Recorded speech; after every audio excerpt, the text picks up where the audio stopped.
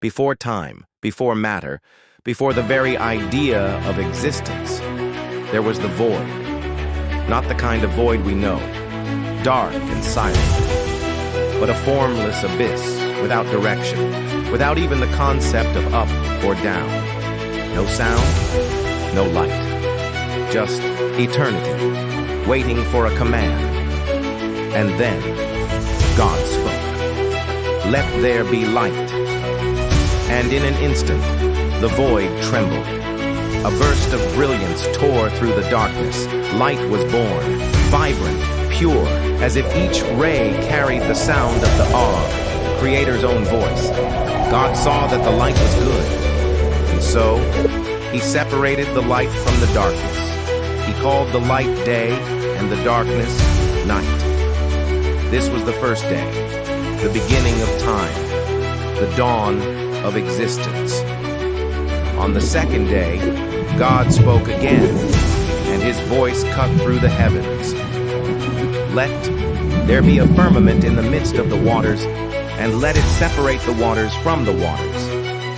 And the sky was formed, a deep blue expanse stretched above the waters, dividing those below from those above. The architecture of the universe was taking shape, the celestial balance being written by invisible hands. On the third day, the order continued. "Let the waters under the heavens be gathered together into one place, and let the dry land appear." And so the oceans pulled back and dry land emerged. God called the dry land earth and the gathered waters seas. And again, he saw that it was good. But the Creator wasn't done. "Let the earth sprout vegetation, plants yielding seed, and fruit trees bearing fruit after their kind. And the earth burst with green, lush grasses, majestic forests, colorful and fragrant fruits, each leaf, each petal, each root, in perfect harmony. The land, once barren, now pulsed with life. That was the third day, a world blooming under the watchful eye of God. The world now breathed. The land was full, the seas alive, the plants swayed in the wind. But something was missing. Time still lacked a heartbeat. Then, on the fourth day, God spoke once more.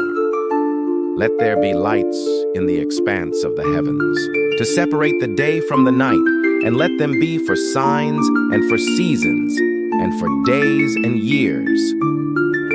And like a painting coming to life, two great lights appeared in the sky. The sun, ruler of the day, shone with unmatched intensity, pouring warmth and light over creation. And the moon, queen of the night, rose in quiet beauty, reflecting a gentle, silvery glory. Alongside her, stars flickered, countless, scattered, like jewels across the night's veil. Time now had rhythm. Day and night moved in perfect harmony. Seasons were born with the rotation of the heavens. The universe ticked in motion, under the direction of its Creator. On the fifth day, God's voice echoed again, and with it came new life. "Let the waters swarm with living creatures, and let birds fly above the earth across the sky." The oceans burst with motion. Mighty whales cut through the deep, shining schools of fish darted in rhythm. Mysterious creatures from the abyss emerged with wondrous and fearsome forms. And above, the air was filled with wings. Birds of every size, color, and song soared and sang. Creation was singing. Life became a symphony.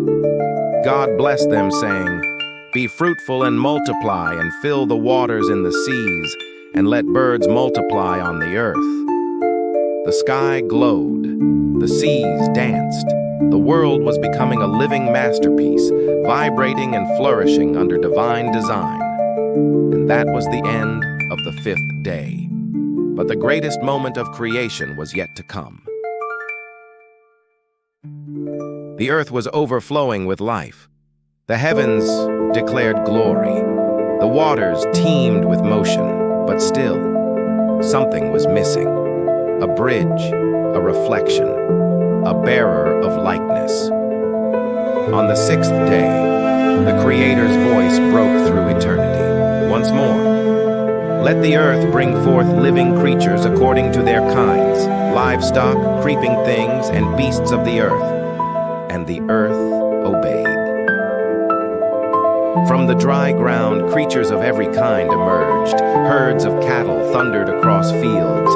Wild cats prowled through trees. Reptiles slithered with silent precision, and animals of all kinds roamed the soil, each according to its kind, each perfectly crafted. And God saw that it was good. But then, as if the universe held its breath, God said something he had not said before. Let us make man in our image, after our likeness. No longer just let there be. Now it was intimate, intentional, identity. From the dust of the earth, God formed a body, feet, hands, eyes, a perfect mold. And then he leaned in and breathed into his nostrils the breath of life, and the man became a living being. The Creator, who spoke galaxies into being, now touched the dust with his own hands. And from it, he made a being who would bear his image, reason, emotion, will, spirit. God gave this man authority over all creation, over fish, birds, animals. Everything was under his care, and he called him Adam. But God saw that it was not good for the man to be alone. So from Adam's side, he formed a woman. And when the man saw her, he exclaimed, "This at last is bone of my bones and flesh of my flesh." He called her woman, for she was taken out of man. And there, the first couple was born. Not just living beings, but image bearers of the divine.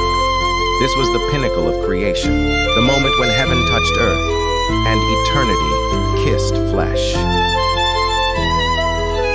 The earth was alive, the sky majestic, the waters full, and man, made in God's image, walked upon the newly formed soil, hand in hand with the woman, seeing everything with eyes that had only just opened.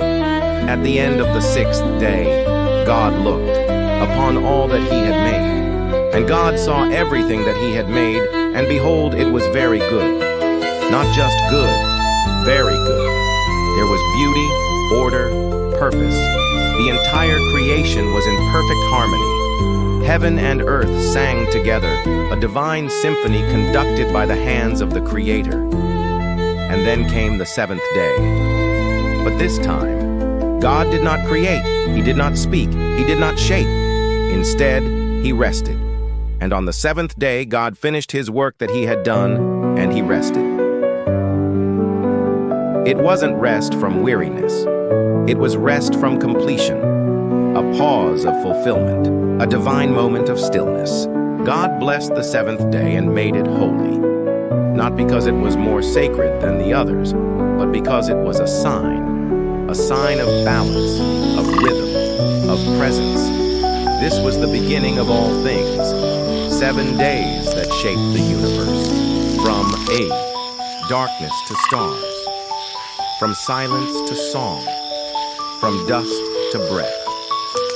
And at the center of it all, a God who sees, who speaks, who touches, who loves. But this is only the beginning. In the garden, where everything was perfect, where man and woman walked with God, something was coming. A whisper of doubt, a serpent among the trees, a choice that would change everything. In the next episode, we'll dive into the origin of the conflict, the temptation, the forbidden fruit, the fall, and the beginning of the separation between man and God. Get ready to discover what really happened in Eden and why we still carry the weight of that decision today.